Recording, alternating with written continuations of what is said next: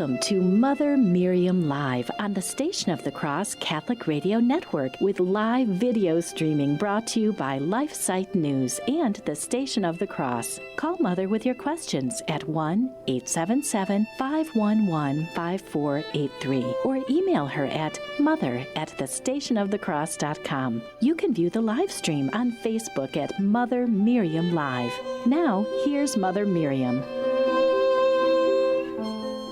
Good morning, beloved family. Good morning, dear ones. How are you? I pray that you're doing well, and that you keep in mind that God loves you, that He never stops loving you. As someone once wrote, He loves you just the way you are today, but much too much to let you stay that way.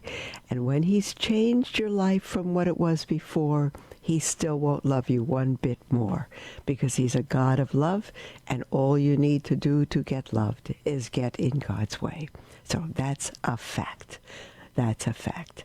And we love you, and we're glad that we still have the freedom to come to you over the air in this country. So we still have the freedom to wear habits and to speak freely. Well, that's even being curtailed now. So we have yet the opportunity from God to live our faith with all our heart, mind, soul, and strength. And you know, when we get off track, as most of those who call themselves Christian in the United States have got off track, most of us have. You may say, Mother, please speak for yourself. Well, I will speak for myself. And because we're a religious community, we're a little more on track because we have one another to keep each other accountable. But that's what a family should be. They should keep one another accountable, living for God, loving Him, being His witnesses by everything we do and we don't do, by everything we say and that we don't say. If you're a husband, you need to be laying down your life for your wife as Christ laid His down for the church. That's the sort of love every wife is to submit to. And if you're a wife, you are to submit to your husband as to Christ. As to Christ. Not because you agree with him, not because he's always right, because we're not always right, but because of Christ. And that's your vocation, to get your husband to heaven. And men, your vocation, if you are married, is to get your wife to heaven. And together, by your love, children will learn love. They won't love it. They won't learn it by you telling them you love them or hugging them 1,000 times a day. They will learn love when they see you love one another. That's how they will learn love and know that they are secure and loved. Children learn what they see. And so do we. We learn what we see.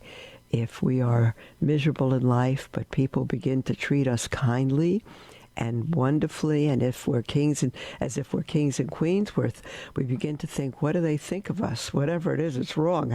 Why are they treating us this way? But when it's genuine, it begins to melt our hearts, and we begin to love others with the love with which we have been loved. And that's the idea. We need to love others with the love with which we have been loved. And that love is the love that died for us on the cross and never stops giving Himself for us. So we're going to continue to read to you and comment as we do from the New America magazine, because it has devoted an entire issue to education, rescuing children.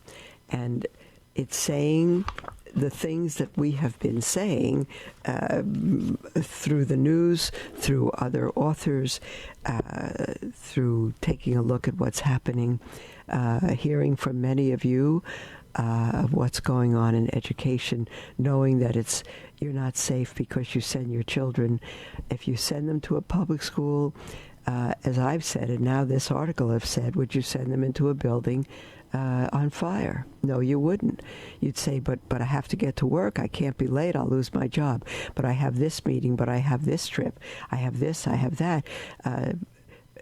What's the difference? If the building's on fire, you don't send them there. And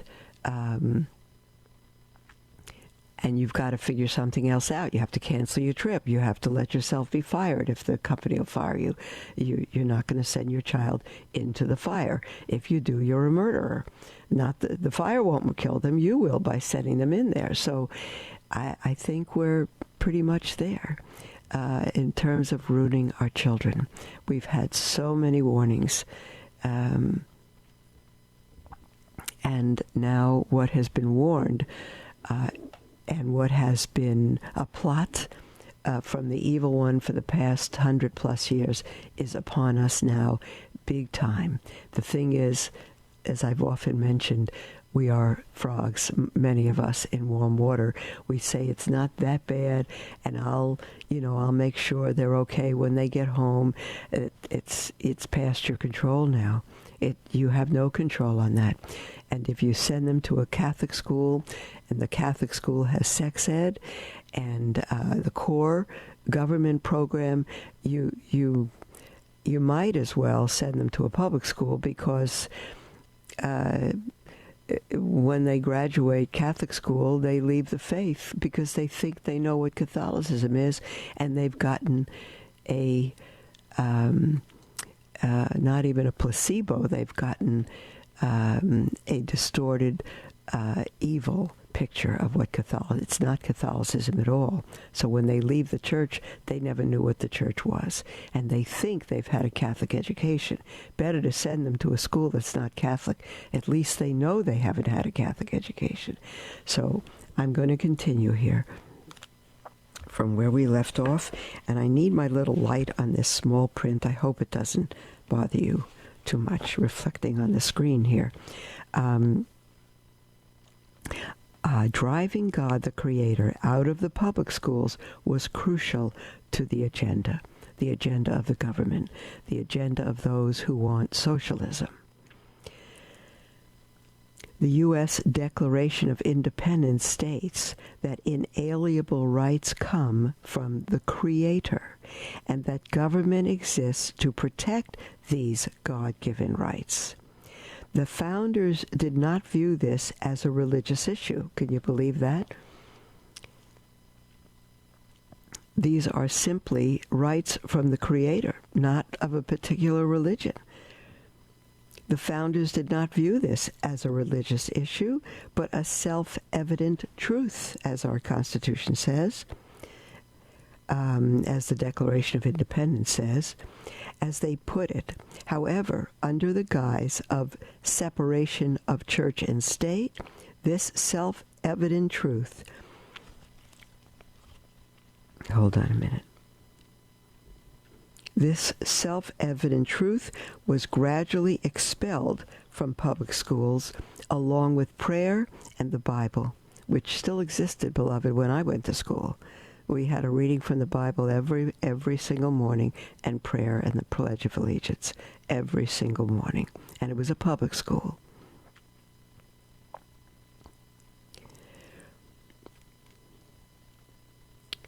Okay, let me pick up where I was. Instead, children now learn in love.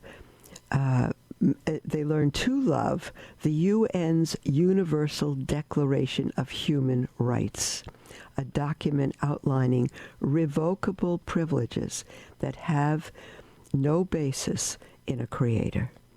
Today, all manner of false religion is taught in school, particularly humanism, and increasingly Islam, occultism, paganism, pantheism, atheism, and more.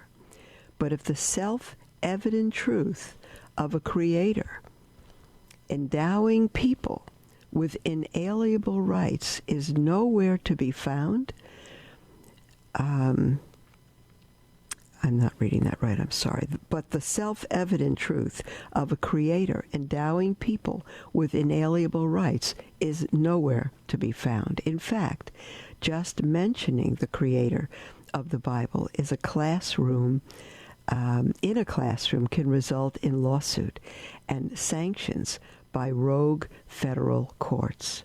Meanwhile, children are bombarded with propaganda claiming science supposedly proves there is no creator and that they evolved by chance from apes. Sorry about this. Hold on a second.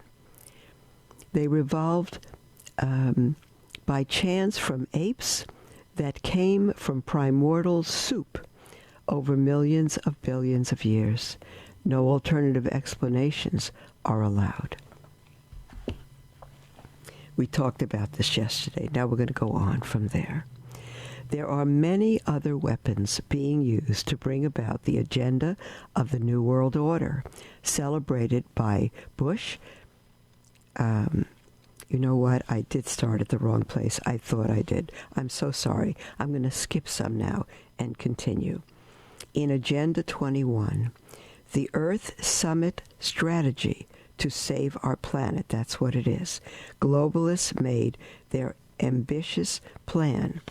Quote, Agenda 21 proposes an array of actions which are intended to be implemented by every person on Earth. Talk about a one world order.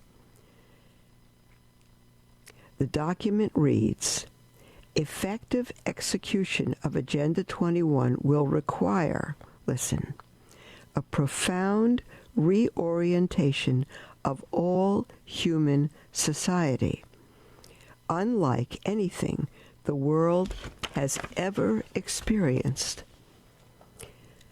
A major shift in the priorities of both governments and individuals.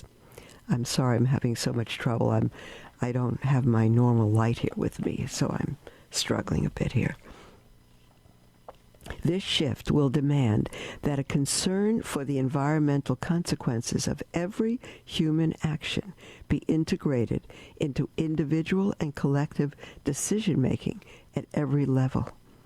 Obviously, this is big. End quote. Obviously, this is big. The UN literally considers the gas you inhale, carbon dioxide, to be pollution. And it goes way beyond just the global environment. Another key tool is the UN Agenda 2030, which is Sustainable Development Goals. Hold on just a moment.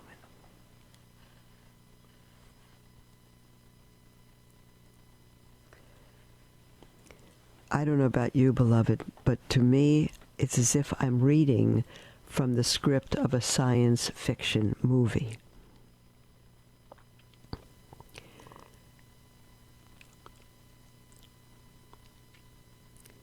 Okay, the UN literally considers the gas you inhale, carbon dioxide, to be pollution, and it goes way beyond just the global environment.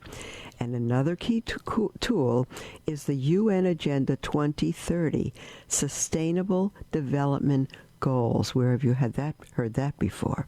Like Agenda 21, the Sustainable Development Goals, as they are known, demand a fundamental transformation of society. The 17 goals include national and international wealth redistribution, government control over production and consumption, climate action, and much more. Agenda 2030 was dubbed a, quote, master plan for humanity, end quote, by top UN bosses, and the mass murdering dictatorship ruling over mainland China bragged that it played a crucial role in developing it. One Western leader eerily called it the next great leap forward. Communist and Islamist dictators worldwide celebrated the plan. Don't you feel like you're living in the Twilight Zone? Don't you feel like this is a movie? I do. Is this unbelievable? We could say the word, it's unbelievable, but it's happening. It is happening, beloved. It is happening. And we are not only the guinea pigs, but the victims. We are. And the tools, this next little subhead says, is indoctrination as education. Of course, well-educated and patriotic Americans who value liberty would never accept a plan that surrenders freedom and sovereignty to the UN, especially when America already has among the cleanest environments and highest living standards anywhere. Those behind the UN schemes know that very well. And so both UN Agenda 21 and UN Agenda 2030 place education at the heart of the plot, Indeed, both documents acknowledge that indoctrinating future generations is critical to advancing the UN's vision for humanity. You know, beloved, what I just thought of, I don't know if you ever saw the film A Time for Miracles. It's probably my second favorite film in the world, or third. It's the top three for sure. It's the story of Saint Elizabeth Seton and her canonization, and how she went to Baltimore after her husband died and some of her children died. She went to Baltimore to meet with first Bishop John Carroll, the first bishop of the United States. And he had a dream, and he needed someone to fill it. And he wanted her to start a school. And then a year later, he wanted her to start a religious order, which she did. But I remember the scene. She knocked on his door, and she's in stature small, more petite, short, and I think she was at the time probably still in her 30s. She was very young. And he looked at her and he said, "I was looking for an older woman." And she said, "You mean I will not do?" He said, "Well, I was looking for someone older and tough and who's experienced hardship to see my dreams through." And she said, "Dreams, Your Excellency?" And he said, "Yes, it rankles that only one of the men who signed the Declaration of Independence was Catholic, because Catholics weren't even allowed to vote." And he said, "I believe the only a solution to this, because Catholics were being abused, and they were minority, they were being killed in this country." And he said, I believe the solution to this is education. Education. And he said, "So tell me, what would you teach?" Only he did it much more gruffly. "What would you teach?" And she told him all the normal subjects, and he went on, and she went on, and she taught and opened a school, and the rest is history. But he got it. The rest is, he said, it's education. And you know, when I first heard of children, when I first heard that, I thought, my goodness, Catholics are being persecuted in this country. They're not allowed to vote. They're being, some of them, murdered. They're ostracized from society.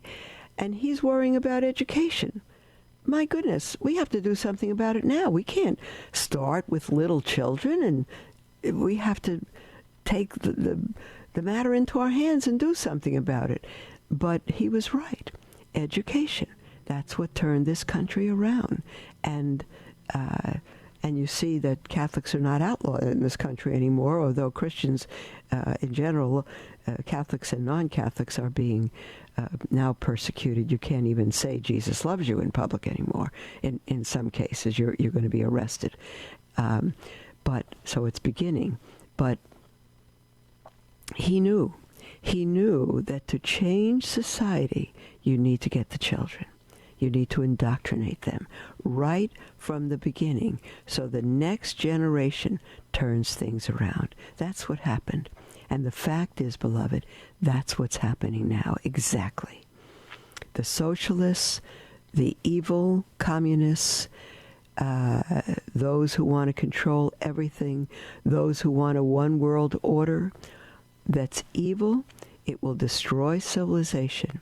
And they know we're not buying into it. Some adults are, particularly the most of the group that's running against our president. The ignorance at that level is astounding. They've lost the whole meaning of man, of mankind. God is nowhere around. It's an amazing thing. But we can say no. We cannot vote for them. We can live our own lives. But they understand that the way to change society, to utterly ruin civilization and truly get God out, is education. They got it, just as Bishop John Carroll got it. Start with the little ones. Start in kindergarten. It's in kindergarten that gender ideology begins in some schools.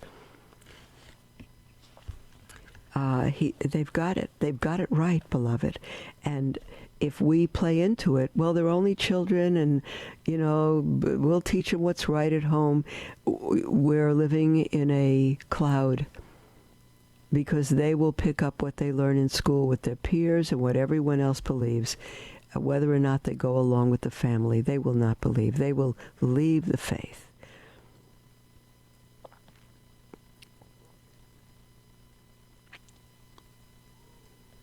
Okay. Let me go back to the beginning of this now. Hold on. In Agenda 2030, the document is explicit about the need to indoctrinate children. Quote, children and young women and men are critical agents of change and will find in the new goals, capital G, the Sustainable Development Goals, they will find in the new goals a platform to channel their infinite capacities for activism into the creation of a better world, end quote. The agreement, that's in the words of the Agenda 2030 from the UN. In Goal 4, number 4, which focuses exclusively on education, the agreement states that by 2030, 11 years from now, by 2030, government must, M-U-S-T, 11 years from now, governments must, quote, ensure that all learners acquire the knowledge and skills needed to promote sustainable development, end quote. It is not enough for the children just to submit to sustainable development. They must be so indoctrinated that they will promote it. The agreement signed by Barack Obama also mandates that children receive, quote-unquote, education, which means indoctrination, on everything from gender equality and sustainable lifestyles to global citizenship and appreciation for diversity. These words they sound somewhat reasonable, but to a child, arson is a nice word. What's the problem with it? Because they don't understand what's behind it. They don't understand the meaning. Agenda 21 contains similar language in Chapter 36, which focuses on education. Quote, education is critical for promoting sustainable development. I want to stop right there, beloved. You should want to stop right there and say, what am I doing? I am putting my child in warm water like the frog. I am doing that. And you say, well, that's not the case in my school. You better be sure. You better know exactly what they're being taught, whether it's Catholic or not, exactly what their books are teaching them and showing them. You need to know that in all classes. Sex education does not belong in the schools, Catholic or none. It does not belong in the schools. And people say, but parents don't teach their children. In most cases, you're probably right about that. But what did people do before sex ed was in the classrooms? It would have been unthinkable to discuss those things in public. And children, everybody got married and had babies and had families, and they figured it out. I see it as diabolical, beloved. Not sex, that's holy, that's God-given. But what's being taught in schools is diabolical. And you, parents, are 100% responsible. We're going to leave for our first break at the moment, dear ones. Call in with anything on your heart, 1-877-511-5483, or email at mother@thestationofthecross.com. We'll be right back.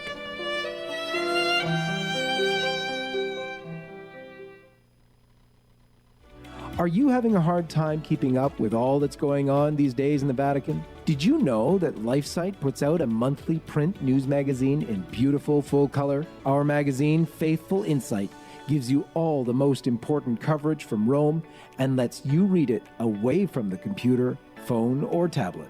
It summarizes dozens of new happenings down to the essentials, but provides full analysis on all the most important developments. Faithful Insight brings you the coverage of the Vatican that you know and expect from LifeSite in a different form.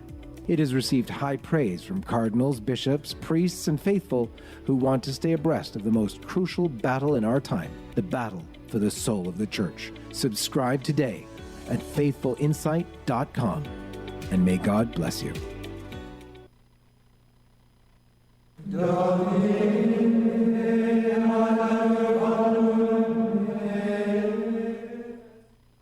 St. Augustine of Hippo said, "Our hearts were made for you, O Lord, and they are restless until they rest in you." How many countless drivers do you pass on the road each day who don't know the Lord and who are struggling in their own lives? Help bring them comfort by displaying a Catholic Radio bumper magnet on your car. We offer free bumper magnets to promote Catholic Radio so others will come to know our Lord through listening. For your free bumper magnets, click the Promote tab at the top of our website, thestationofthecross.com. That's thestationofthecross.com. Then click the Promote tab at the top of our website. Thank you for sharing Catholic Radio wherever your journeys take you. Tune in weekdays from 6 to 7 a.m. Eastern Time for Sermons for Everyday Living, a program that brings you real sermons from real priests on topics important to you and your faith. Visit thestationofthecross.com for details.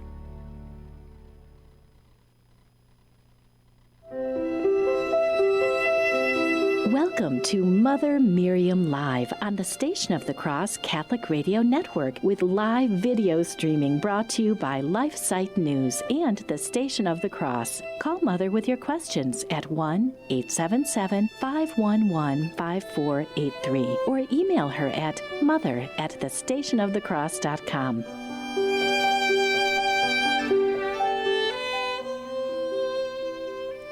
Welcome back, beloved, I was sitting here reading. Welcome back to Mother Miriam Live.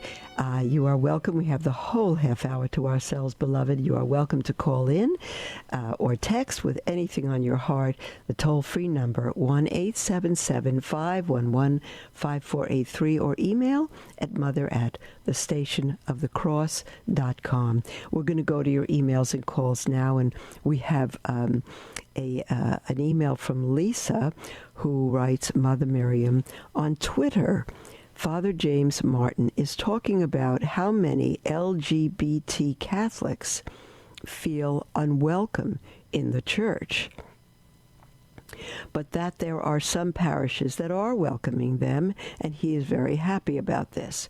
What can we, the laity, do about this? I am horrified by this man's actions, horrified. Well, Lisa, you should be horrified. All of us should be. But again, there's the frog in warm water. Sin becomes natural. No one practicing sin in a lifestyle of sin should be welcomed at any church unless they're coming to repent, to learn about the gospel and give their lives to God. That is the only welcoming that should happen with someone with the LGBT community. And so what can we do about it? We need to reach out to these people. We need to make sure they don't receive Holy Communion. And we need to speak. It's the pastor, it's the priest that needs to talk to them and teach from the pulpit. When you have LGBT couples there or people there, you need to teach the moral precepts of the church. And you could say, we welcome you. Christ loves you. Christ died for you. But he abhors a sinful lifestyle. And anyone that will destroy his creation of man and woman.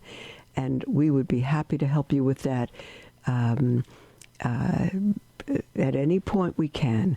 But we cannot accept a so-called alternate, which is God alternate, which would be an immoral lifestyle within our parish, and welcome you as part of the fellowship. We cannot. If there were a murderer in here, and we'd say we need to welcome him, well, we certainly want to give him the gospel. We certainly want him to be saved. We want him to know our Lord and his church. We want him to be forgiven. But if he just continues being a murderer and flaunts his way among us and sits among us with his gang, and we welcome them and everything's right, and then they go out and rob or kill someone over the weekend, and we welcome them again on Sunday. Glad to have you in the fellowship. Something's wrong with us if we do that. That we have totally lost God. No. In a church, God is first. In a Catholic church, God is there. And we cannot welcome people. We're all sinners, but we cannot welcome those who are claiming to be Catholic or Christian of any sort, living a lifestyle of sin. We cannot. We have to educate them. We have to tell them. And they have a choice to make. Either they wish to repent or they know that they don't belong in that church. Father James Martin, I believe, should be laicized. He shouldn't even be a priest. And the fact that bishops all over invite him to speak is horrifying to the faithful as well. I agree with you, Lisa. Those bishops have lost their faith. We could say they haven't lost it, they're just cowards. No, I think cowards don't corrupt the faithful. I think if they knew their faith, they would live up to their vocation as a shepherd of the sheep. We have a call in Massachusetts from Kurt. Hi, Kurt. Hi, Mother Miriam. How are you? I'm good. Are you driving? No, I pulled over so I can talk to you. All right. I don't want to talk to anyone while they're driving. Go ahead. I understand. My question is, my grandson's been going to Catholic school up in the Boston Diocese and since kindergarten. And I'm always making a point to him with the world the way it is. I says, your faith is always the center of your life. If it's in education, if it's in work, whatever. We say our prayers at night. I get him to go to confession once a month. And I'm always asking him, what you're being taught. If it goes outside of what the church teaches, you got to let me know. So if he knows that, Kurt, error is taught very subtly. He may not catch that at all. Just like the woman yesterday who believed in evolution until she got together with her Protestant friends and they convinced her of creationism, which the Catholic Church believes, but not necessarily eliminating evolution. It's very subtle. Oh, no, I know. I mean, I was taught evolution in the public school, but yet I became a Catholic when I was 34. Good. And I understand it fully. So I believe God gives us the ability as long as we're willing to go after it. I mean, in this world, there is not a sterile environment. That's right. I'm with you, Kurt. How old is your grandson? So I guess my grandson will be 16. So okay, good. I basically tell him, like, he went to get, I mean, and there's a lot of other situations going on. I've talked to you in the past. Yes. But I won't get into that. But, like, for instance, I went to get him a checkup, and the doctor said, oh, did he get his HPV shot? I said, he doesn't need that. Well, it can, sexual diseases and all this. I said, I've just told my grandson, you keep your clothes on till you're married and you won't have to worry about it. And I told him that. And I said, you won't have to worry about any of this. And, until you're married. And so I said, that's what goes hopefully you won't have to education. worry about it after you're married either, right? All right. Well, no, Kurt, exactly. Let me ask you, Kurt. Let me break in, sweetheart. Go right ahead. Who is raising your grandson? I am. Me and my wife. You're raising him. Okay. You probably told me that in the past. I didn't realize it. Okay. Whether or not my daughter is homeless. Yeah. Oh dear. Whether or not you send him to Catholic school, I don't know that depends on how well you handle him at home. Again, I say you need to know what he's being taught in the Catholic school. No matter what. Oh, that's the issue then, Kurt. Okay, sweetheart, that's the issue. And I mean, like, I'll give you, for instance, it's well, the new hold mass on, and everything. hold on, dear one. Hold on, Kurt, because that's the music for our break. Can you hold on till after the break? Sure. Okay, hang on a minute. And beloved, you're welcome to call in with anything on your heart. Toll free 1-877-511-5483 or email at mother@thestationofthecross.com. We'll be right back.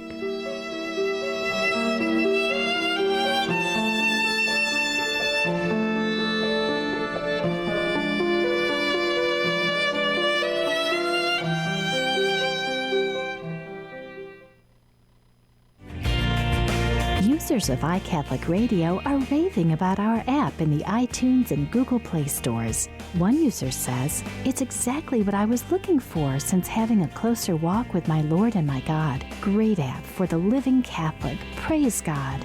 Nancy says, this is the best app. I have become a regular listener to it. I use it every day. I also play it all night long while we sleep. Get this app and use it. It will change your life for the better. Another user recommends iCatholic Radio, saying, so sweet a sound. This has allowed me to listen to Catholic radio when I travel. What an awesome learning tool. Thank you. If you haven't reviewed iCatholic Radio yet, what are you waiting for? Visit your iTunes or Google Play store today.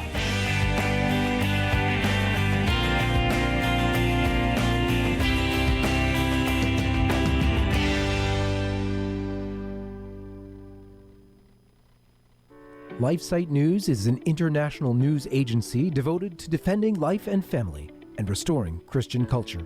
We aim to educate and activate our readers with the information they need to fight the most crucial battles of our day in their churches, workplaces, and families. Our motto is Caritas in Veritate, love in truth. We firmly believe that promoting the truth is an act of love, however hard it is to hear. Over the last 20 years, we have built a reputation for uncompromising reporting, no matter the cost. LifeSite News is by far the most popular pro-life website on the internet, with over 40 million unique users every year and growing. Check us out at lifesitenews.com.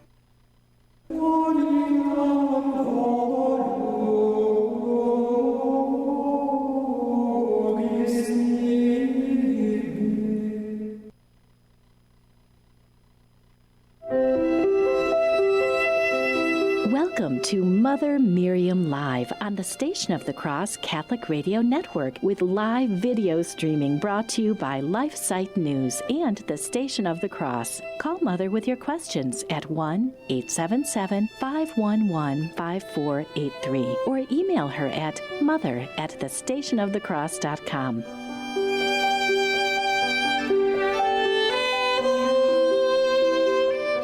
Welcome back to Mother Miriam Live. I'm thrilled to be with you.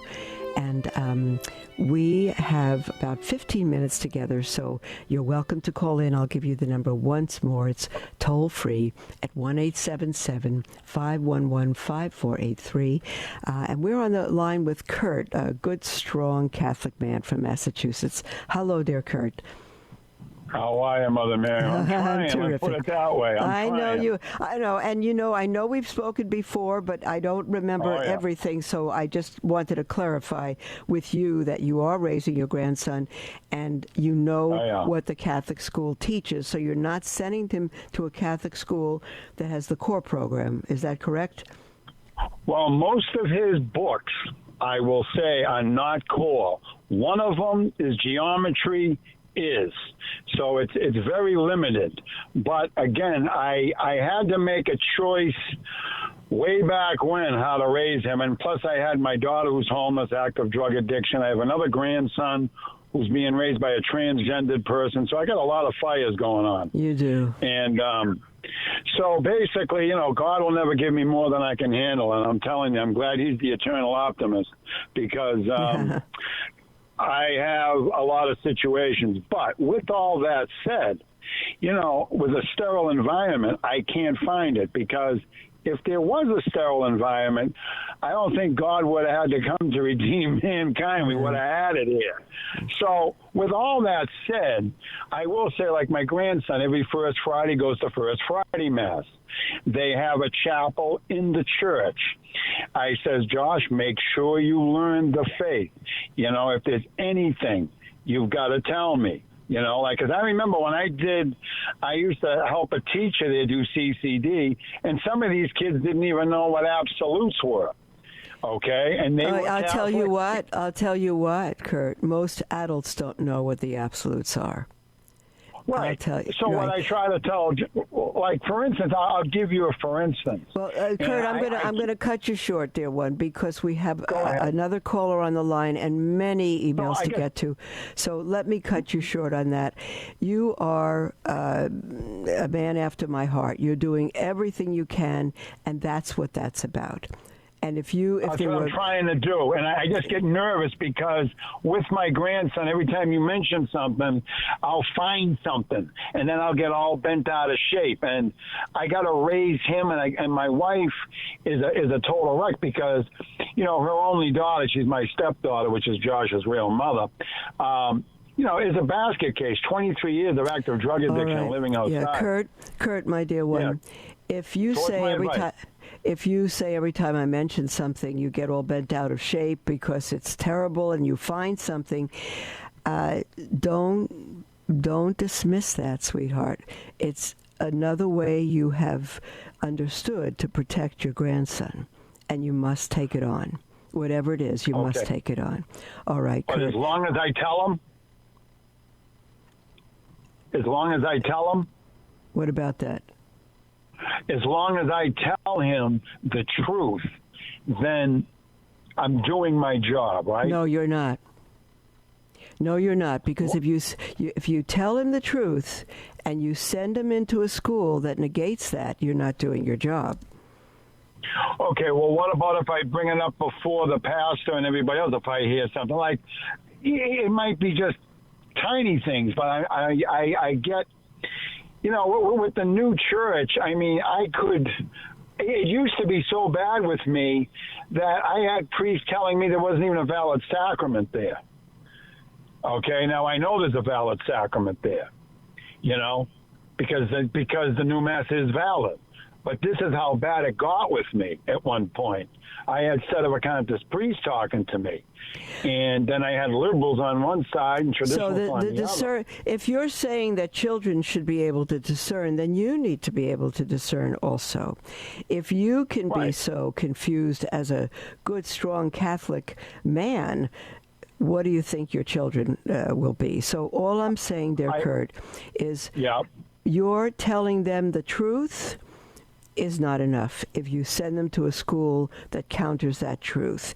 And if you, and I'm not accusing you, my dear brother, I don't at all, but if you or those who teach children the truth live counter to it, you've done worse than tell them the truth. Right.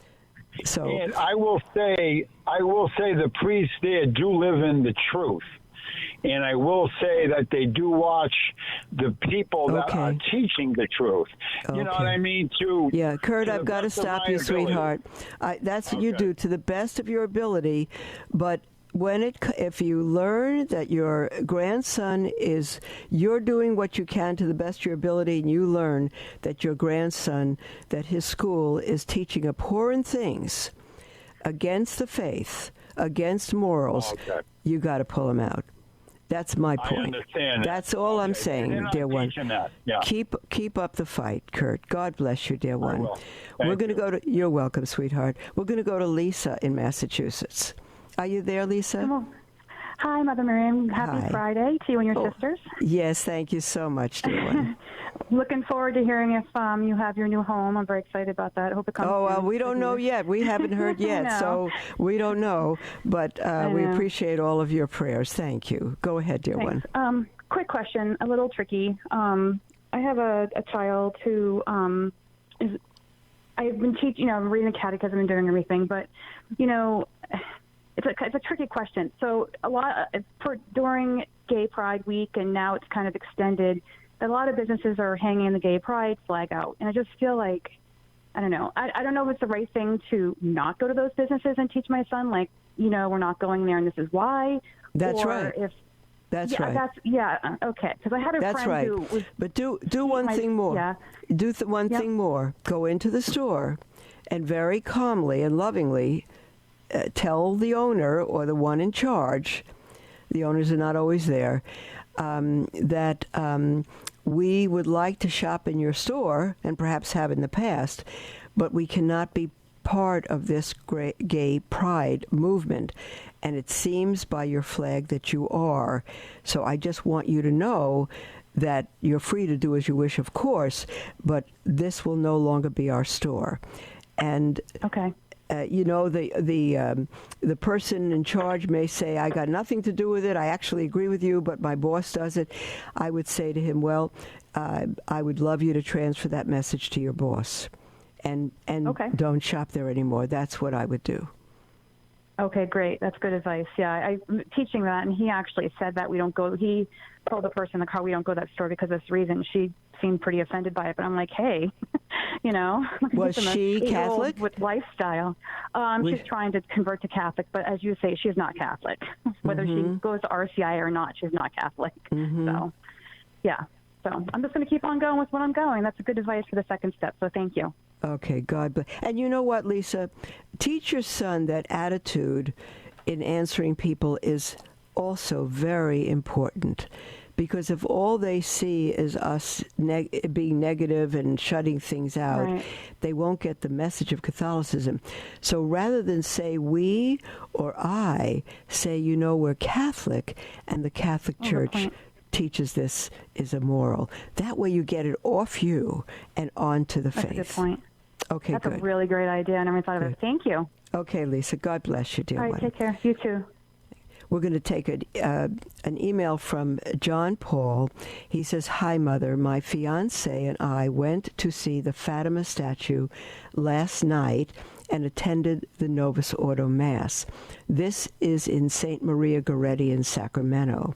After the Mass, we were told there will be adoration and relics of St. Francesco and Jacinta, and the relics will be exposed. To our shock, after the Blessed Sacrament was exposed, the priest played the World Youth Day Portugal advertisement on drop-down projector screens with loudspeakers blaring while doing adoration. In addition, the relics were held in front of the altar by two men facing their back against the Blessed Sacrament. We talked to the parish priest and asked if the commercial could be turned off because it's very distracting. Well, I would add it's certainly irreverent. The priest told us that he has been a priest for 30 years, and this is his parish, and said, I know what I'm doing, okay? End quote. He got mad at us and just walked away. Did we step out of line? You did not step out of line. And that is why the Catholic Church, in part, is in the mess it is in today, because of those priests who should not be priests. They should not be priests. That's all I can say about that. And he's given it away. He's been a priest for 30 years. He knows what he's doing. What he's doing is destroying the faith and the faithful. And he has no reverence for the Blessed Sacrament. So I'm awfully sorry about that one, John Paul. But I wouldn't. You did not step out of line. But I would even go to a different parish if I were you, but I'm not you, so you're right in what you're thinking. We have another email from Rodney. Rodney says, Hi, Mother Miriam. I just started listening to your show and the topic of taking kids out of public schools. I'm a teacher in a public school in Canada, and it has become 1984 up here. In a recent episode of The Arena on AFR, and I'm not sure what AFR is, maybe a Canadian company or situation, entitled, in a recent episode of The Arena on AFR, entitled The Apostles as Model Christians, Father Josiah Trenum said something that resonated with me greatly. He said, quote, we cannot turn our children, even for an hour, over to pedagogues who hate the apostles. If teachers and schools do not respect the apostles, they should never see a day of our children, end quote. And Rodney says, I can assure you that this is not the case in my classroom. One of the subjects I teach in high school is philosophy. In this course, there is a component on social justice as it relates to ethics and morality. It never ceases to amaze me how brainwashed the young people have become by the moral relativists of this world by the time they reach my class. Dangerous times for sure to not be a moral relativist in a public school, but to not be a moral relativist in a public school, but I refuse to be a propagandist for the government. Good for you. You're absolutely right. You're absolutely right, Rodney. And you see, you're calling in with the exact examples. By the time they reach your class in high school, they're already indoctrinated. And he says, in Russian class, I do several lectures on history and culture.